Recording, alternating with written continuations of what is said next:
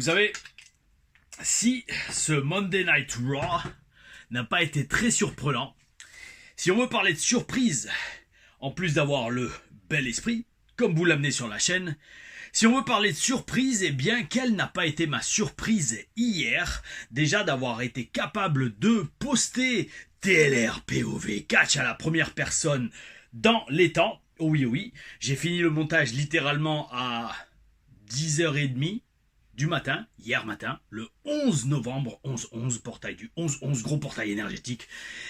Et j'avais prévu de la poster à 11h11, donc ça s'est fait pile poil dans les temps. Les énergies de l'univers ont été alignées, contrairement aux lunettes, je sais pas pourquoi elles sont pas droites, mais c'est pas grave, en tout cas on a le bel esprit. Et donc en parlant de surprise, j'ai été ultra surpris de voir à quel point la vidéo vous a plu, parce que c'était vraiment, j'allais dire, un concept à l'aveuglette. C'était genre ça passe ou ça casse, je suis allez vas-y je teste. Je teste, on va voir si ça passe, on va voir si ça rend bien déjà, primo. Parce que c'est pas tout d'avoir la GoPro, enfin c'est pas une GoPro, c'est une... je sais même plus la marque d'ailleurs, mais c'est une caméra portable, de l'avoir sur le front et d'essayer de filmer. Mais c'est autre chose quand on voit le rendu sur l'ordi du fichier vidéo. On se dit, bon, il y a du potentiel, mais comment est-ce qu'on rend ça à la fois divertissant, interactif et immersif, parce que c'est le mot immersif, avec les gens qui comprennent ce qui se passe. Et donc là encore, je redis merci publiquement à Alex d'Horizon Wrestling, Alex Castillo, tu gères gros, parce qu'avec les fonds que tu fais, bon, j'allais dire l'idée à la base elle est de moi de mettre les deux écrans en alterné, qu'on voit l'action qui se passe en plus petit, mais l'action principale de la POV, TLR POV cam, mais franchement... quand j'ai vu le rendu, quand j'ai vu la façon que commençait à avoir le rendu de la TLR POV, la première, hors série, parce que ça je sais pas quand il y en aura, ça sera très irrégulier, je me suis dit, yo, il faut que je poste. Et il faut que je poste le plus rapidement possible, parce que déjà, la semaine prochaine, vendredi prochain, il y a le prochain épisode Rix, l'épisode 25 à Rennes, si je dis pas de bêtises, et j'y serai. Oh oui, oh oui, ils ont annoncé mon match déjà, qui sera contre Jacob Vadok, si je dis pas de bêtises, oh oui, oh oui, et je pense que vous verrez, mes amis, le retour de la TLR POV Cam à l'épisode 25 de la Rix, vendredi prochain à Rennes, oh oui, oh oui, et le lendemain, je catch à Pont-Saint-Esprit, juste à côté de Bolène pour la HCP. Oh oui, oh oui, un week-end ça chargé qui s'annonce, mais ça va, pourquoi? Parce que c'est pas ce week-end qu'on aura Survivor Series. Et pourquoi je dis ça? Parce que, comme j'ai dit, donc ce Raw n'était pas très surprenant. Parce qu'avec Survivor Series à la fin du mois, maintenant, toutes les storylines et toutes les énergies, toutes les actions vont en direction de ce PLE, Premium Live Event. Survivor Series, anciennement Pay-Per-View, j'ai envie toujours de dire Pay-Per-View, PPV. Mais non, c'est des PLE. Et donc, très peu de surprises dans ce Raw. Très peu de surprises dans ce Raw, une fois qu'on a terminé de le regarder, mais, ce Monday Night Raw du 11 novembre 2024, direct de Grand Rapids dans le Michigan, j'ai une surprise de voir dès le début du show qu'on nous annonce qu'on va voir Jade Cargill en action dans le main event. Oh oui, oh oui. Alors, j'espérais vraiment qu'on allait la voir vraiment catchée pour une fois. Est-ce que c'est ce qu'on a vu? Voyons ça dans cette hashtag TLRreviews de Monday Night Raw de la semaine. Alors mes amis, on commence le show avec une promo dans le ring de Gunther. Gunther qui va devoir faire face à Damien Prêtre à Survivor. Oula, si je mets un shoot dans l'armoire. Enfin l'armoire, mais plutôt le portail énergétique que j'ai peint. D'ailleurs, toute cette peinture, vous pouvez voir sa réalisation sur ma chaîne YouTube. Oui, je voulais changer le fond. Que plutôt, allez hop, petite vue de la chambre. Oh oui, que le tableau de Spartiate là-bas. Et ouais, j'ai voulu changer. Oh bah tiens, il y a moi en templier, mais en vieux là-bas. Oh oui, bon, il faut bien que je recadre. Donc ouais, j'ai voulu changer le fond. Mais il faut que j'évite de mettre des shoots dans cette armoire que j'ai peint en 2021. Il y a 3 ans à peu près. Ouais, un peu plus que 3 ans. Et donc vous pouvez voir la vidéo, toute la réalisation de cette fresque murale. Oh oui, sur la chaîne Tom La Ruffa, les amis. Bon bref, en attendant, avant de parler peinture, on va parler de Gauthier, Gunther qui va devoir faire face donc à Damien Prêtre à Survivor Series. Gunther, franchement, les amis, je sais pas si je l'ai dit assez de fois, mais on va le redire, il a vraiment une bonne gueule. Il a vraiment... Alors... du charisme, ça oui, mais le charisme de Hill. C'est en fait, il a la vraie tête du méchant dans les films. C'est genre comme dans les films des années 80 où vous aviez toujours le méchant, c'était soit un Russe, soit un mec de l'Allemagne de l'Est ou un ancien de l'Allemagne de l'Est. Et vraiment, il a vraiment cette gueule. Et ça, c'est top. Ça, c'est top aussi bien. J'ai envie de dire pour n'importe quelle histoire qu'on raconte, mais une histoire encore plus dans le divertissement, avec des caméras, avec un travail télévisuel. Oh oui, il faut des gens avec des gueules. Parce que si vous n'avez pas une gueule, ça va être dur de retenir l'attention des gens. D'ailleurs, ça me rappelle une discussion que j'avais eue avec Joe Atlas, Johan Fedkarwani, que j'ai peut-être des matchs de lui d'ailleurs en TLRAM, il faudra que je cherche. Pas en TLRAM, celle de hier soir. Elle est énorme, mes amis, je vous conseille d'aller la voir. Alors, je sais que toute l'attention a été prise par la TLRPOV, mais à 20h, il y a quand même eu la tradition, la TLRAM contre Mikey Diamond, Mikey Whiplash. Mes amis, je l'ai pas re-regardé, mais je suis en train de le refaire. Le match est énorme, le match est gigantesque. Hein. Le match de la TLRAM d'hier, déjà, tous les commentaires me disent « mais il est énorme ce match, merci de nous faire vivre ça et tout. » Mais même moi, alors, je vous dis, le titre de la TLRAM, c'est « Ce match m'a donné des frissons. » Parce que c'était probablement un des meilleurs matchs que j'ai jamais fait. Enfin, contre cet adversaire à la WS, mais de ma carrière pré-WWE. Donc, mes amis, tout ça pour dire, il faut des gueules. Il faut des gueules, il faut des gens qui retiennent l'attention du public, parce que si vous retenez pas l'attention du public, eh bien, ils vont changer de chaîne. Et donc, ça me rappelait donc, comme je disais, une discussion que j'avais eue avec Johan Fedkarwani, qui me disait que lui, il avait essayé de se lancer dans le cinéma à Hollywood à un moment, et il me disait, en fait, le truc, c'est bien à Hollywood, et il m'avait fait réaliser ça, c'est que t'as pas besoin d'être forcément être beau. Il y a des acteurs ultra célèbres qui sont très laids, en fait, physiquement, mais justement, ça rentre dans le truc, qui sont souvent des heels. Prenez par exemple un mec comme William Dafoe, qui est excellent. Pour moi, je le retiens comme le bouffon vert dans Spider-Man. Le mec, il est pas beau en fait. Mais en attendant, le mec, c'est un acteur de ouf et qui a un succès de ouf et qui joue dans plein de films. Oh oui, bel esprit. Et donc, tout ça pour dire, Gunther a du charisme, mais du charisme de heel. Et c'est très, très, très, très bien pour lui et pour la WWE. Et donc, cette promo, elle va avoir pour but de nous donner la vibe et le ton du chemin qui va nous mener à Survivor Series. Et donc, ce match entre Gunther et Damien Prêtre. Alors, le truc, c'est qu'on a déjà eu cette feud. Alors la grande question, c'est comment est-ce qu'ils vont réussir à la mettre au goût du jour sans répéter, sans faire des répétitions et sans nous donner un truc qu'on a déjà vu. Et alors là, mes amis, bel esprit. Parce que bon, Damien Prêtre, il annonce, oui, je sais déjà ce que tu vas dire. Tu vas me ressortir grosso modo tout ce que tu m'as dit dans notre précédente opposition. Et là, la dynamique, mes amis, est inversée. Alors, bel esprit. J'allais dire c'est prévisible. Oui, mais non, en fait, parce que bel esprit. Les scénaristes, ils ont réussi dans cette promo et donc dans cette nouvelle feud Damien Prêtre et Gunther à inverser la dynamique. En fait, pour faire simple, c'est Damien qui met maintenant dans la tête de Gunther qu'il a le doute en lui. Et Gunther, bon, très bon catcheur, très bon acteur, montre en effet du doute et de la panique sur son visage. Notamment depuis sa défaite contre Cody Rhodes à Crown Jewel. Donc là aussi, Crown Jewel a bien servi à quelque chose. Oh oui, c'est une magnifique dynamique. Encore plus. Maintenant, donc, comme je le redis, Gunther, on lui donne cette vibe du mec qui doute. Et maintenant, il a son bras droit qui essaye de prendre les devants, de prendre le contrôle de la situation en disant non, mais de stand up, comme on dit, de servir de protection à son général. C'est énorme, mes amis, je vous redis, c'est comme un film, c'est comme quand dans un film le méchant commence à douter, le grand méchant, et là t'as son bras droit qui se met devant lui et qui fait non, t'as pas le droit de tout laisser tomber, moi j'ai tout donné pour toi, alors maintenant tu te ressaisis ou c'est moi qui vais au combat. C'est énorme, la dynamique c'est énorme, d'autant plus que alors attention, J'en vois déjà qui vont dire ouais, le break-up entre Ludwig Kaiser et Gunther va se faire. Oui, il va se faire un jour ou l'autre, ça c'est sûr. Le seul problème, c'est que j'ai peur que la foule s'en foute un peu. Pourquoi ? Parce qu'en fait, bon, c'est mon expérience, mes amis. La foule de catch WWE, c'est 80% du temps aux États-Unis. Ça veut dire qu'il reste quand même très patriote et nationaliste. Voir deux mecs étrangers super heel qui feud, ils vont s'en battre les steaks. Même si on arrive à te faire tourner Gunther en babyface, c'est pas un babyface Gunther. C'est pas un babyface dans le sens que il a rien qu'on puisse aimer dans son apparence. Le seul truc qu'on aime et qu'on respecte chez lui, c'est son catch. Alors ça oui, d'accord. Mais faire juste un personnage basé, un babyface basé uniquement sur le fait qu'il catche bien, mais qu'après tout le reste à son sujet est détestable, je pense pas que ça va marcher super bien s'ils feront un jour passer. S'ils vont essayer de faire passer Gunther face, je sais qu'il y en a plein qui disent oh Gunther en face ça sera super. Non, je pense pas que ça sera super. Ça fera un P mouillé, ça sera. Mais voilà. C'est dommage, parce qu'attention, le mec, très excellent catcheur, Ludwig Kaiser, Louis l'Empereur, oui aussi. Mais bon, je pense pas que cette feud va avoir énormément, enfin cette feud, on n'y est pas encore, mais il commence à saupoudrer le truc, on voit de plus en plus de tension entre Gunther et Ludwig, je pense pas que cette feud va vraiment retenir l'attention des gens, oh oui. Et donc, c'est un très bon booking, donc au final, cette feud risque de devenir très intéressante. Pourquoi? Parce que Damien Prêtre devient le chasseur, oh oui, bel esprit, à l'inverse. Et pourquoi c'est bel esprit? Parce qu'il en a le physique, la présence et la taille. Parce que s'il y en a bien qui peut intimider Gunther, c'est Damien Prêtre, oh oui, et sûrement pas Pete Dunne, parce qu'on l'a vu en l'action. 6-woman tag match entre Damage Control et le retour de Dakota Kai contre PCF, Pure Fusion Collective. Alors quand je les ai vus sortir, j'ai dit tout de suite oh my god. J'étais littéralement en train de battre le truc, je suis oh my god comme ça.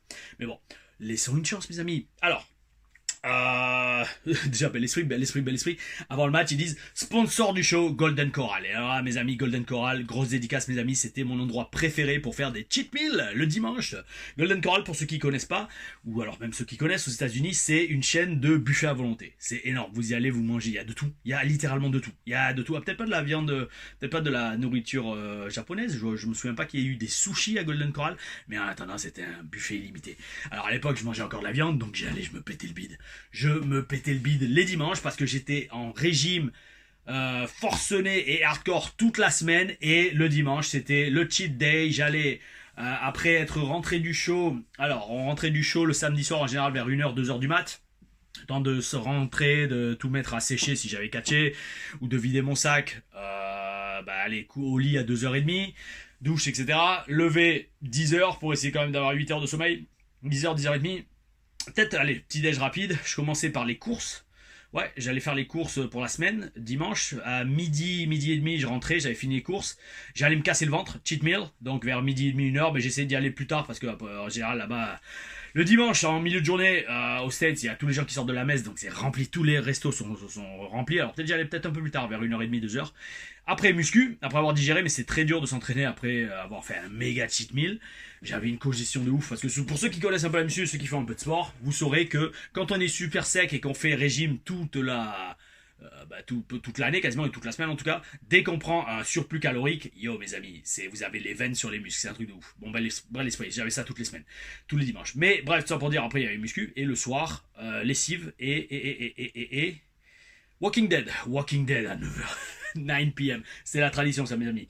Tous les dimanches soirs à 9h sur AMC, oui c'est ça, AMC, il y avait Walking Dead. Et aux États-Unis, je matais tous les dimanches soirs Walking Dead. Oh oui.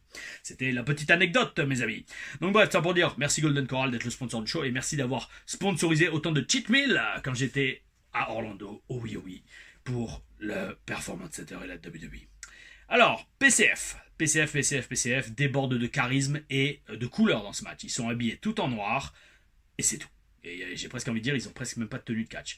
Alors, si j'étais un petit vanneur, je dirais c'est pourri, mais non, en fait, c'est pas mal du tout, parce que, comme je vous le dis souvent, notamment dans les TRM, je le dis souvent, un heel doit tout faire pour ne pas se faire acclamer, et il doit tout faire pour ne pas se faire aimer. Et là, PCF, franchement, c'est totalement une vague de heel, parce que ils ont pas de couleur et ils sont ultra boring dans leur apparence. Oh oui, bel esprit. Et voire même dans leur catch. Donc on a eu un match assez rapide, victoire des Babyface, avec une victoire des Babyface qui sacralise un retour plein de succès et de réussite pour Dakota Kai, qui revient d'une blessure au genou, je crois. Elle avait pas sa brassière, mais sa brace, sa genouillère, son attelle. Oh oui, son attelle au genou. Et donc on a eu un bon match avec de belles actions, et franchement ça va, PCF, ça va, c'est passé pour cette fois, parce que bon c'était très chorégraphié, et le rythme était assez soutenu, donc il n'y a pas eu d'opportunité d'improvisation, et donc que ça parte en live. Donc ouais, non ça va, PCF, ils ont géré. Par contre, alors là, commentaires mes amis, parce que ça je sais qu'il y en a beaucoup qui m'ont parlé enfin mon commentaire, parce qu'il y en a beaucoup qui m'en parlent dans les commentaires des vidéos. Shayna Baszler, non. J'accroche vraiment pas. J'accroche vraiment pas, parce que j'ai beau essayer de trouver quelque chose en elle. Elle a pas de charisme. elle a pas de présence dans le ring. Bah après, voilà. Oui, elle est dans un groupe de 3 meufs. Mais et y en a plein qui me disent oui, Shayna Baszler, faut aller la voir à son run à NXT il y a 2-3 ans. Non mais les amis, alors là par contre, je vous arrête tout de suite. Je vous arrête tout de suite, tout de suite, tout de suite, tout de suite. Si on doit juger la valeur d'un catcheur ou d'une catcheuse en regardant ce qu'il ou ce qu'elle a fait il y a 4 ans en arrière, 4 ou 5 ans, c'est de la merde. C'est de la MERDE, mes amis, littéralement. Un catcheur doit être bon tout le temps. C'est pas genre, ah non, mais attends, là, il est pas bon, mais par contre, si tu regardes ce qu'il a fait il y a 10 ans, c'était bien. Non, mais je m'en fous de ça, en fait. Moi, je veux qu'il soit bon maintenant. Je veux qu'il justifie son salaire maintenant. Comprenez le truc? Et là, en fait, Shayna Baszler, je vois rien en elle. Franchement, je capte pas la hype. Elle est boring, elle est pas spectaculaire dans le ring. Elle fait du catch technique, mais il y en a des catcheuses et des catcheurs qui font largement mieux ça qu'elle. Plus explosif, plus technique, plus propre. Je sais pas. Je capte pas, hein, franchement, avec Shayna, je sais pas. Peut-être elle était connue un peu avant de venir à NXT, ça d'accord, alors dans ce cas-là, je comprends. Mais ouais, non, je trouve qu'elle est vraiment, enfin, de ce qu'on m'en a dit et comment on me l'a vendu, vraiment overrated. Ouais. Et même si elle a besoin d'être en solo pour briller, bah là pareil, ça montre qu'il y a un problème. Parce que normalement, que tu sois en solo ou en équipe, tu dois briller quoi qu'il arrive. Voilà. Avis du vétéran de 20 ans, mes amis. Oh oui, oh oui. Suite à ça, mes amis, un singles match entre Kofi Kingston et Pierre Dune de Sable. Donc, on a vu plus tôt dans la soirée Kofi qui commence à perdre patience avec Xavier Bois. Et ça, c'est bel esprit. Oh oui, oui. C'est intéressant parce que cette feud-là, elle commence à m'intéresser parce qu'on sait vraiment pas qui va péter un câble en premier. On voit que Woods, il commence à rentrer dans la tête, peut-être volontairement ou involontairement, de Kingston. Kingston commence à avoir plein le derche. Ça, ce mot, je vais recommencer à l'utiliser, le derche. Il en a plein le derche et on sent que c'est peut-être lui qui va péter un câble avant Xavier Woods. Oh oui, oui, c'est peut-être, alors, c'est lui qui va faire un heel turn ou la foule va l'acclamer quand il va attaquer Woods. On verra, mes amis. Les paris sont ouverts. En attendant, ce soir, Kofi Kingston a un match contre Pierre Dune qui fait son entrée. On voit donc un enfant de 14 ans qui va faire le tough guy dans le ring. Oh oui, vas-y Pierre Dune, si tu y crois, bravo, mais moi je n'y crois pas une seule seconde. Ensuite, Kofi Kingston qui fait un plongeon avant la pub, bel esprit, oh oui, on respecte la tradition, ça je kiffe. Et on a eu quand même un bon petit match avec deux catcheurs qui bougent très bien, surtout pour Kofi Kingston qui est toujours très très bon dans le ring après avoir signé avec la WWE en 2006 et signé en 2006 et débuté à la télé en 2008. Oh oui, bel esprit. Il a signé à la WWE quand moi je commençais le catch. Et il a 43 ans, j'ai vu. J'ai regardé, il a 3 ans de plus que moi. Donc respect total, monsieur Kingston. Franchement, vous bougez toujours bien. Oh oui. Bel esprit, monsieur. Bel esprit, respect total. D'ailleurs, il parle français. Quand je l'avais croisé dans les vestiaires plusieurs fois, avant même d'être signé, je crois, on s'était échangé quelques mots en français quand il avait appris que j'étais français. Parce que moi, c'est le premier truc que je disais. Je fais, oh oui, bonjour. Non, je disais pas oh oui, mais je fais, hey, what's up, man? Hey, I'm French. I'm Tom, I'm French. I'm trying out. Oh oui, ça, je vous en parlerai. Alors mes amis, je vais me débrouiller pour que... J'ai pas fait muscu ce matin. Pas fait muscu, mes amis, parce que je me suis fait tatouer hier. Haha. Et je vais faire refaire la Merkaba dans la main, ou espérons que ça tienne. Mouah. Oh oui. Bon bref, je me suis fait tatouer hier, je me suis couché à 2h du mat, donc j'ai pas pu... Enfin, c'est pas que j'ai pas pu. Je voulais laisser reposer le corps, parce que j'ai pris cher. Oh, elle y est allée à fond, hein, la tatoueuse dans la main. Waouh, elle s'est déchaînée. Mais bref, ça pour dire... Je me suis couché à 2h du mat, et je voulais pas... Comme j'étais, on sait déjà, en stress physique... Pas émotionnel, mais oui, nerveux. Très stress nerveux. Parce que croyez-moi, vous faites tatouer les amis, vous prenez cher. Et donc, le système nerveux prend cher. J'en pouvais plus à la fin. Et on a terminé, il devait être 1h du mat. Ouais, 1h du mat. Et je me suis couché à 2h. D'habitude, les amis, quand je me lève à 5h pour aller à la muscu, je me couche à 21h, 22h30 22h30 gros maximum. 22h30, je dors. Là, il était 2h du mat, 2h30 quand je suis allé au lit, donc j'ai que 4 heures de sommeil, mais j'ai quand même maté Monday Night Raw, et il est 8h32, et nous faisons la télé review de Monday Night Raw. Oh oui, donc je suis pas allé à la muscu, mais c'est parce que je mettais les bras comme ça. Oh oui. Par contre, une chose que je vais faire, ça c'est sûr, déjà, aller à la muscu tout à l'heure, ça c'est sûr, en fin de journée, même si ça va être blindé, mais c'est pas grave. Oh oui, bel esprit représente. Non, surtout ce que je vais faire, c'est je vais filmer la TLR Stories numéro 3 cette semaine et potentiellement la publier, je pense, la semaine prochaine sur voire ce week-end, c'est pas sûr.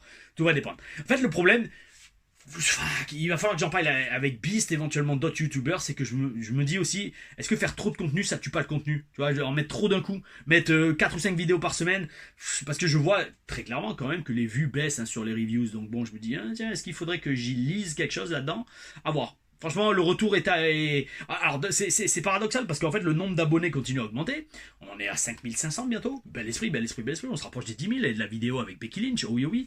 Mais, donc, continuez à répandre le mot, mes amis. Et surtout aussi, pareil, pour répandre la bonne parole. Non, pour accentuer le référencement.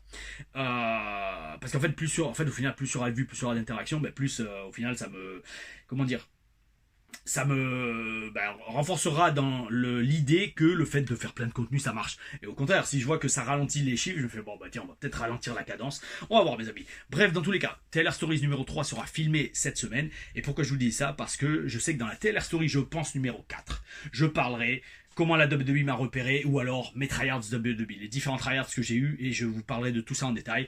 Et parti de là, donc c'est pour ça que je disais que chaque fois que je faisais un tryhard ou que j'étais backstage de la WWE avant de me faire signer, je disais hey, what's up man, je me présentais en disant hey, I'm Tom, I'm French, thank you, voilà. En fait, j'étais sûr, je me disais mon nom et je disais que j'étais français, parce que ça me permettait de me démarquer de tous les autres. La plupart du temps, c'était aux États-Unis ou à l'étranger. Et donc parti de là, quand Kofi Kingston avait appris que j'étais français, il m'avait fait oh oui, bonjour, comment ça va, avec un peu un accent, parce qu'il est ghanéen, je crois. Il vient du Ghana, je crois. Il parle français, peut-être, là-bas. Mais bon, bref, voilà, bel esprit, Kofi Kingston, très très bel esprit, respect total. Et donc, dans ce match contre Pierre Dune qui n'a pas du tout été impressionnant, mais ça, c'est pas une surprise, Woods intervient pour essayer d'aider Kofi Kingston, et la distanciation sociale, mon Dieu, que j'aime pas ces termes, la distanciation sociale continue à s'établir entre Woods et Kingston. Le ton monte, et ça permet à Pete Dunne, de gagner avec un finishing move qui est littéralement dégueulasse. Pourri, de la MERDASSE, de la merdasse. C'est de la merdasse le finish de Pete Dunne. J'ai presque envie de dire le style de catch de Pete Dunne, c'est de la merdasse. Parce que quand tu fais, je le redis, la taille et le poids d'un gamin de 14 ans, t'es pas un tough guy, mec. Tu dois t'enfuir en courant, comme le faisait Sylvester Lefort à la WWE. Et bref, tout ça pour dire, en fait, non, franchement, le finishing move, alors bon, je sais, je la personnalité, chose que Pete Dunne n'a pas, et du charisme, chose que Pete Dunne n'a pas, et de l'humour, chose que Pete Dunne en tout cas montre pas à la télé. Mais en tout cas, mes amis, sachez une chose, ce finish, je sais même pas comment il est fait, mais c'est pas crédible, c'est physiquement impossible à porter sur qui que ce soit quand on fait la taille de Pete Dunne. Et c'est ça en fait le pire, c'est que le mec il continue à faire des prises qui n'ont aucun semblant de réalisme et de crédibilité quand on a ton physique. Ah là là là là là. Et ça voilà, je vous le dis, c'est un problème. Et c'est pour ça, je le dis souvent, il y a des catcheurs, des fois ils ont pas de physique, mais leur style de catch est adapté. Et je vous renvoie vers Mike Bailey à la TNA. Le mec, c'est un expert en arts martiaux, il est tout petit, il doit faire le même gabarit que Pete Dunne, mais en attendant, le mec il soulève pas des gars. Il leur fait pas des prises, des rock bottom modifiés où il tombe en plus avec eux au sol. Que même quand il le fait sur Kofi Kingston, qui est un des plus petits à la WWE, en tout cas à l'époque. Maintenant, peut-être il est taille moyenne, on va dire. Mais le mec, même quand Pete Dunne fait ce finish sur Kofi Kingston, c'est naze, c'est bof. Ça rend pas bien, parce que c'est pas crédible, on a l'impression que c'est Pete Dunne qui prend la prise. Après cela, mes amis, nous avons un segment backstage où la tension commence à naître entre Finn Bálor et Dominique Mystérieux. Oh oui, oui, très intéressant. En fait, ce show, c'était à la fois pas trop surprenant, parce qu'on va direction Survivor Series, mais d'un autre côté, il y a eu beaucoup de tensions qui sont montées entre des couples, tout simplement. Des couples, pas forcément couples amoureux, hein, comprenons-nous, mes amis. Je pense pas que Finn Bálor et Dominique Mysterio ont une aventure, surtout quand on considère que Dominique, à l'écran, est avec la magnifique, oh oui oui, Liv Morgan. Ouh, je transpire, mes amis, hein, ça me fait transpirer de mettre autant d'énergie dans les TLR Reviews. Et pourtant, on est en novembre, et ça s'est rafraîchi sur la côte. Donc, mes amis, vu que je transpire, il faut s'hydrater, de l'eau solarisée, de l'eau purifiée avec les énergies du soleil, oh oui oui, et qui participe à purifier mon corps et lui donner force, vie, vigueur, force, vie, santé. Oh oui, oh oui. Allez, on enchaîne avec une in-ring promo de Big Bronson Reed. Je vais y arriver. Alors là, je me dis, allez, voyons ce qu'il vaut au micro. Parce que je me souviens pas l'avoir vu vraiment avec un micro en face de la caméra dans le ring. Je l'ai vu dans des promos backstage, je l'ai vu dans des vidéos package, mais pas dans le ring. C'est différent. Vous savez, il faut être capable d'être divertissant et de montrer ce qu'on vaut à tous les niveaux. Et là, je fais, vas-y mec, montre-moi ce que tu vaux. Et franchement, ça va. Ça va, il a une bonne intensité, il s'exprime bien, il a une bonne gueule de bourrin. D'ailleurs, franchement, il m'a fait délirer parce que tu sais, je regardais, je me suis dit, mais qu'est-ce qui me rappelle, à quoi il ressemble? Et là, franchement, les amis, je vous conseille d'aller voir sur YouTube ou de regarder le show et de vous dire, parce que je pense pas que vous regardez les reviews avant d'avoir vu le show. Regardez Bronson Reed et essayez d'imaginer, si on vous dit, tu vois, ce mec-là, c'est un guerrier mongol, le bras droit de Genghis Khan. c'est Genghis Khan, hein, oui, c'est pas Shao Kahn, oui, Genghis Khan, je crois, hein, le dirigeant mongol. Enfin bref, les méchants dans Ghost of Tsushima. Le mec, il a la même gueule. Le mec, il a littéralement la même gueule. Il m'a fait délirer. Et donc, en fait, ouais, je me suis dit, je regardais sa promo et moi, je voyais en fait un soldat mongol dans Ghost of Tsushima. Oh oui, oui, le 2 va bientôt sortir. Vous me l'avez dit dans les commentaires. Oh oui, oui, bel esprit. D'ailleurs, hier, c'était ce week-end, j'étais chez mon frère. Il y a un autre jeu là avec un singe qui est inspiré de Dragon Ball. L'inverse, c'est Dragon Ball Sangoku qui s'est inspiré de ce singe. Je sais plus c'est quoi le truc, c'est Kong quelque chose. Il paraît qu'il a l'air pas mal. Je sais pas. J'ai vu, il a l'air très joli le jeu, je confirme. Mais je n'y ai pas joué. Non. Ça fait très longtemps que j'ai pas joué à la console. Faudrait que je m'y remette, mais j'ai pas le temps, mes amis, j'ai pas le temps parce que je mets tellement de temps dans la muscu, la carrière et la chaîne YouTube, oh oui, oui, que c'est pas grave. On continue, construisons, mes amis, oh oui, oui. Alors, Bronson défie 6 roulants à venir le rejoindre dans le ring et 6 roulants, Seth Rollins, arrive avec les chants de la foule, oh oui, oui. Ça part en baston. Et la foule, non, pardon, la sécurité les sépare. Alors franchement, vous savez les amis, bon, bel esprit, la feud continue, c'est bien l'esprit, c'est crédible et tout. Maintenant, ce qui me fait délirer, parce que on se confie dans les télé reviews et puis on est là pour analyser. Le truc, c'est que à regarder tous les shows comme je le fais, je me rends compte quand même à quel point les storyline catch sont la plupart du temps construites vraiment toutes pareilles. C'est pas forcément une critique. Je veux pas dire par là que les scénaristes sont paresseux, mais franchement, mes amis, le catch, c'est quoi? C'est 2 mecs qui se détestent et qui passent leur temps à vouloir se cogner et à être séparés par la sécurité. Orton et Owens, Punk et Drew, maintenant Reed et Rollins. À l'époque, la Bloodline et Owens, Cody et Orton, dont la sécurité française avait pris cher également. Oh oui, oui, je peux témoigner. Hein, je peux témoigner en personne. Oh oui, oui. Donc voilà, en fait, ça me fait délirer. Alors, je redis, c'est pas une critique, c'est pas de la paresse, malheureusement on n'a pas beaucoup de choix. Quand on vit dans un business où les histoires se règlent dans le ring, il faut du conflit, il faut des animosités, il faut que les catcheurs montrent qu'ils ont envie de se défoncer pour que le public lui aussi soit impliqué émotionnellement dans ce qu'il voit. C'est un bel esprit, je suis totalement d'accord. Maintenant, quand même, c'est quand même mieux quand il y a autre chose, comme une nuance, une vibe en plus dans la storyline. Et c'est pour ça que, oh oui, je vous invite à venir à la Rix voir évoluer la storyline des francs-tireurs. Oh oui, qui n'est peut-être pas une en fait, quand on voit le réalisme, surtout de la haine des gens à mon encontre et à l'encontre de mes frères, que vous pouvez voir dans la TLR POV. Quand vous sortez et que les gens vous mettent des fuck dans le visage, croyez-moi, on est en train de se demander, mais est-ce qu'il y a vraiment une frontière entre la réalité et le spectacle? Eh bien mes amis, une seule réponse, une seule façon de le savoir, samedi prochain à Rennes pour Rix épisode 25. Oh oui, la promotion est faite. Après attention, hein, Heritage Catch et TPW également sont d'autres promotions que je suis régulier. Là aussi pareil, il y a des storylines. En ce moment, la Tigers Pro Wrestling, là c'est l'inverse en fait. J'ai tous les petits jeunes qui viennent me gaver quoi. Alors tous les jeunes en fait je les défonce un par un. Ou alors c'est eux qui me défoncent mais ils sont à 3 sur 4, à 3 sur 1. Donc là ça commence à me gaver, mais franchement très bel esprit. Oh oui. Tiger Pro Wrestling d'ailleurs il commence à poster de plus en plus de vidéos et ça c'est bien parce que j'ai dit justement yo vous avez tout ce catalogue de vidéos mais commencez à en poster un peu sur YouTube au lieu de tout garder pour le premium qui va sortir normalement, encore une fois je le dis très bientôt, dès que c'est confirmé, là c'est bon. Je sais que ça fait des mois et des mois que je le dis, mais c'est pas grave, plus c'est long plus c'est bon. Oh oui, n'est-ce pas les filles? Bon bref, allez. Donc ouais, la feud entre Bronson Reed et Seth Rollins continue et on va avoir un match entre les deux je crois la semaine prochaine. Alors là on a eu un segment backstage où Sami vient et il essaye de recruter Seth. Et là ça pue parce qu'on n'a pas besoin de Seth Rollins dans cette storyline ni dans ce groupe.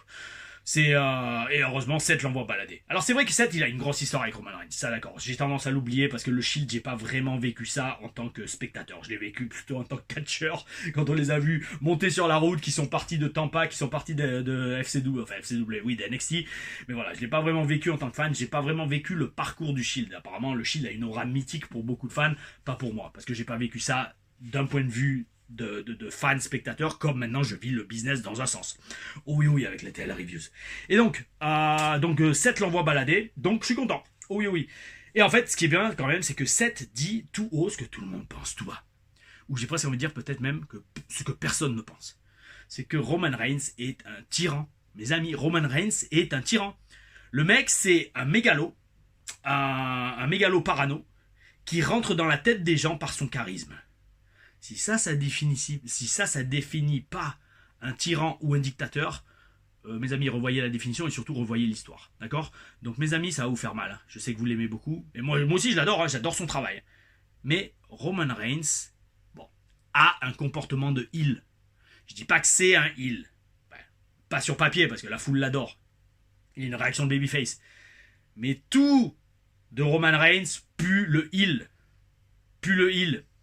Comprenez, analysez, s'il vous plaît mes amis IS et IES surtout, ne réagissez pas avec des émotions, réagissez avec la raison. Analysez la situation de façon raisonnée, posée, sans trop laisser les émotions vous submerger. Et donc, parti de là, content de voir que Seth Rollins, pour l'instant, a l'air de ne pas s'impliquer dans cette storyline. J'espère que ça durera. Allez, on se rapproche de la... Non, même pas de la fin du show, il y a encore pas mal de segments. Oh, je prends mon temps aujourd'hui. Hein. Oh, remarque, ouais, une demi-heure, ça va, bel esprit. Donc on a un singles match entre Damien Prêtre et Louis César, Ludwig Kaiser. Alors, déjà, primo, dites-moi, mes amis, est-ce que Ludwig Kaiser a un pourcentage de graisse sur le corps? Je sais pas, moi je cherche encore. Ensuite, le match commence rapidement et part rapidement en pub, sans plongeon. Bel esprit, là aussi, enfin bel esprit, oui, on respecte pas la tradition, mais bel esprit, c'est une petite innovation, oh, oui, oui, ça part juste après que, je crois, Damien Prêtre se mange le coin, l'épaule dans le coin, donc bel esprit, oh, oui, oui.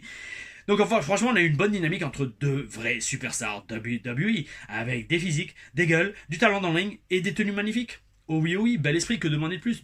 Que demander de plus? Une victoire relativement facile, mais totalement logique pour Damien Prêtre, qu'on va construire fort et strong, jusqu'à ce qu'il y ait exactement la même chose, fort et strong, je sais pas pourquoi je fais des répétitions comme ça, dans mes notes, jusqu'à Survivor Series.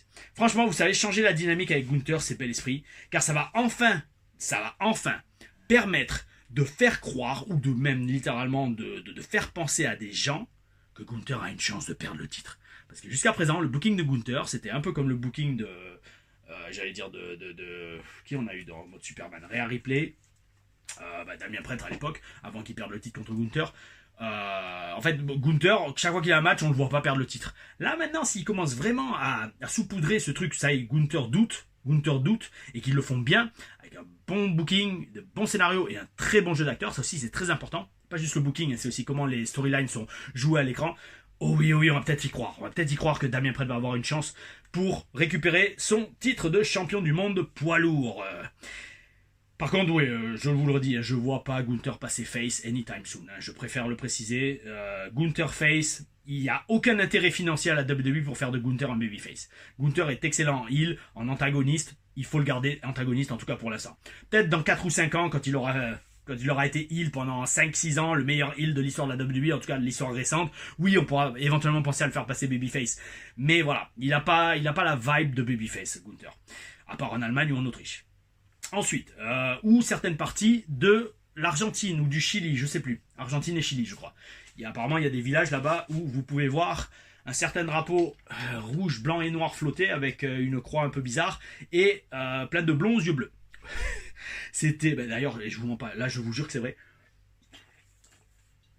Tara, qui était qui est maintenant la kiné en chef du Performance Center, très bonne amie, j'en parle souvent dans mes reviews, c'est elle qui m'avait présenté à Nikita Lyons. Elle m'avait dit un jour, bon grosso modo, non c'est elle ou sa sœur, je sais plus, une des deux, parce qu'elle a deux sœurs, je crois, ouais, 2 sœurs et un frère. Bon bref, elle m'avait expliqué qu'elle était allée en Argentine ou en Chili, et genre le bus s'était arrêté dans un village isolé en pleine montagne, et en fait quand ils sortent du village, qu'est-ce qu'ils voient? Ils voient un drapeau nazi, en fait, ils ont vu des drapeaux nazis partout, et des blonds aux yeux bleus, mais qui parlaient super gentils. Et en fait, je vous dis, il y a des villages allemands, limite 100% allemand en Argentine, je crois que c'est Argentine, je ne sais pas au Chili, peut-être les deux, mais en tout cas en Amérique du Sud, truc de ouf. Donc peut-être que là-bas Gunther serait babyface. Alors je dis pas que Gunther est un nazi, non c'est pas ce que je dis, mais bon, grosso modo ce sont, je pense, le seul endroit où Gunther pourrait être vraiment babyface, c'est avec une population germanophone. Voilà, germanophone, pas germanophobe. Comprenez-moi mes amis. Parlons bien français. Oui. Donc, partie de là, mes amis, qu'est-ce qu'on a eu après? Un segment backstage, ah oui, j'ai noté parce que ça, c'est bel esprit. Segment backstage entre Braun Breaker et Sheamus. Franchement, ce match pour le titre intercontinental qu'on va avoir la semaine prochaine va envoyer du pâté.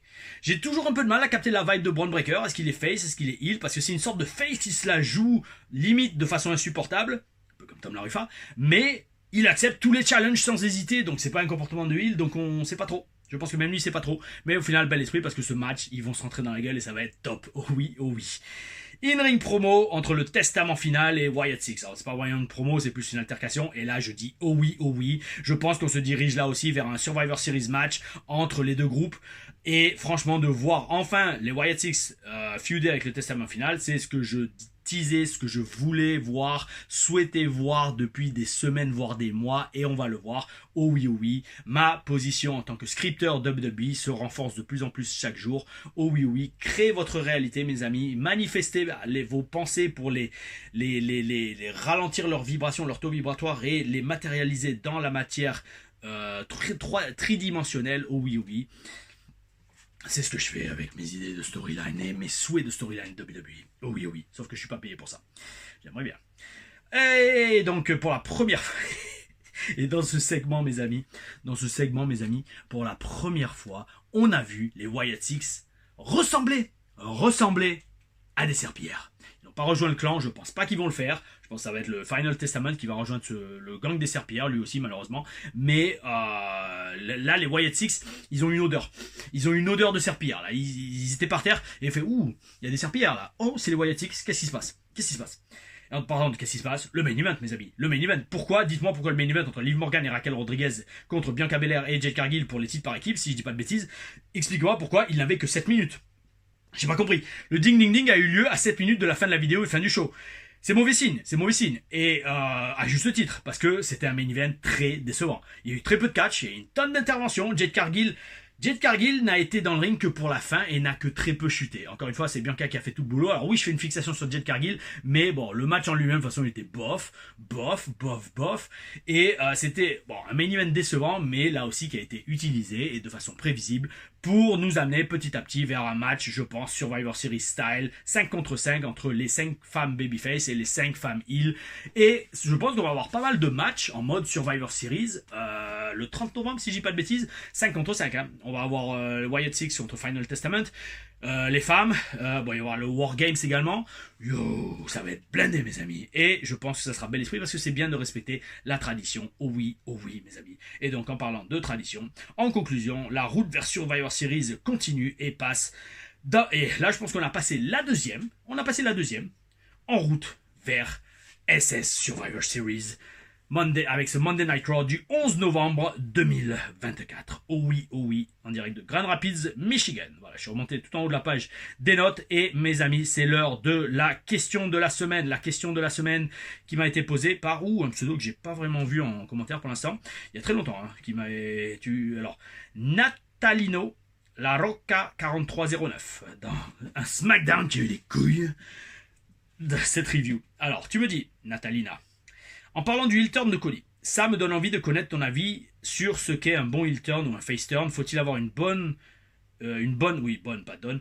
raison de turn? Faut-il le faire juste parce que le public le souhaite? Comment s'organise un turn en coulisses? Voilà, un long sujet qui mériterait une vidéo entière. Alors oui et non, parce que moi je vais te donner mon avis personnel. Oui, il faut qu'un heel turn ou un face turn soit toujours justifié. Et tout en fait, il faut que tout en catch soit justifié. Parce que place-toi du point de vue quand tu regardes un film. Quand tu regardes un film ou que tu regardes une série télé et que tu regardes une vidéo sur YouTube, non, je ne veux pas. Voilà, je veux juste contrôler. Non. Ouh là là, les amis, alors là, si vous êtes sur YouTube, vous vous éclatez. Vous vous éclatez parce que vous voyez, voilà, nickel. Je voulais juste baisser l'exposition. C'est un peu plus sombre, mais c'est pas grave, bel esprit. Allez, on termine là-dessus. Donc je vous disais, Nathaniela et vous tous, quand on regarde un film et quand on regarde pas une vidéo YouTube où Tom Larifa essaye de régler l'éclairage mais qui fait des zooms. Non, il faut que ce soit crédible. Parce que si c'est pas crédible, ton esprit sort du film. Si le jeu est pourri, si l'histoire est pas crédible, si les effets spéciaux sont très mal faits, tu sors du truc. Et ben là c'est pareil, si un heel turn ou une décision de booking ne rentre pas dans la logique éventuelle de comment fonctionne ton esprit, tu vas décrocher. Et dans un sens, sans être méchant, c'est pour ça que pour l'instant je fais une pause à AEW. Parce qu'il y a eu pas mal de trucs, j'avoue, ces derniers temps qui ont fait wow, c'est bizarre de me booker comme ça. Et donc c'est ça en fait le truc. Donc pour moi, est-ce que un heel turn ou un face turn doit avoir une bonne raison? Oui, totalement. Et c'est pas juste parce que le public le souhaite. Alors, ça peut l'être quand on sent qu'il y a de l'argent à faire. Oh oui, si les gens ont envie de voir quelqu'un passer babyface, un peu comme LA Knight au final. LA Knight, il était heel à la base avec Max Dupri et quand il a commencé à redevenir LA Knight. Mais le public le kiffait tellement, et surtout ça allait être un tel vendeur de merchandising avec les t-shirts et tout, et les lunettes, etc., que la WWE a fait bon. Allez, on va le faire babyface parce que businessment parlant, c'est ça. Mais il faut que ce soit crédible et il faut que ce soit bien amené. Et parce que le public le souhaite, mais surtout, si c'est le cas, c'est surtout niveau financier. Parce que quand le public souhaite quelque chose, ils vont payer pour voir ce quelque chose. Et niveau catch et niveau WWE, c'est ce qu'ils veulent et c'est ce qu'ils aiment. Et comment ça s'organise le turn en coulisses? Bah, ça après, j'allais dire, je peux pas te dire les détails parce que personnellement, j'ai jamais été à Raw ou SmackDown de façon régulière, primo, et deuxièmement, j'ai presque envie de dire, il n'y a pas de règle générale. Ça peut venir, la décision peut venir de Triple H directement ou d'un des scripteurs qui le propose à Triple H et dit ah ouais ça c'est pas mal, ou alors même des fois ça peut même se passer. C'est pour que vous compreniez, parce que ça aussi il faut y avoir été pour comprendre comment ça marche. C'est la division merchandising qui va voir les dirigeants. J'avais entendu des histoires comme ça, mais je serais incapable de vous dire, il faudrait vraiment que j'essaie de me rappeler.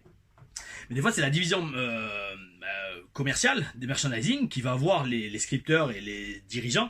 Ils disent yo, Sketcher, là, chaque fois, on vend tous ces t-shirts. Il y a quelque chose. Ou on vend tous ces trucs, tous ces posters ou quoi. Et quand les dirigeants vont entendre ça, ils font ah ouais, mais pourtant il. Ok, d'accord, bah on va réfléchir à éventuellement le faire. Augmenter les chiffres, le chiffre d'affaires. Parce que c'est ça le but. Hein. Le but de la WWE, c'est pas de faire du bon catch, c'est de faire du chiffre d'affaires. Autant le dire tout de suite, mais vous ferez uniquement du bon chiffre d'affaires en faisant du bon catch. Captez le truc? La priorité, c'est pas faire du bon catch, c'est de faire de la thune, quoi qu'il arrive. D'ailleurs, j'ai envie de dire tout dans le monde est quasiment comme ça. Mais quand vous faites de la qualité, forcément, vous ferez de la thune. Oh oui, oh oui. Donc c'est pour ça que les amis, continuez à vous abonner à la chaîne, continuez à donner de la bonne énergie, du bel esprit, oh oui, oh oui. Likez, partagez, mettez la cloche, partagez la chaîne parce qu'hier il y a plusieurs qui m'ont fait Tom, c'est super ce contenu que tu fais. Bon déjà merci Natalino, La Rocca, ça ressemble à la Rufa pour ta question. Il y a plein de gens qui m'ont dit ouais Tom c'est super ce contenu, comment on peut faire pour te remercier. Les amis vous savez ce que vous pouvez faire pour me remercier vu que j'ai pas encore fait de live avec des dons ou des trucs comme ça.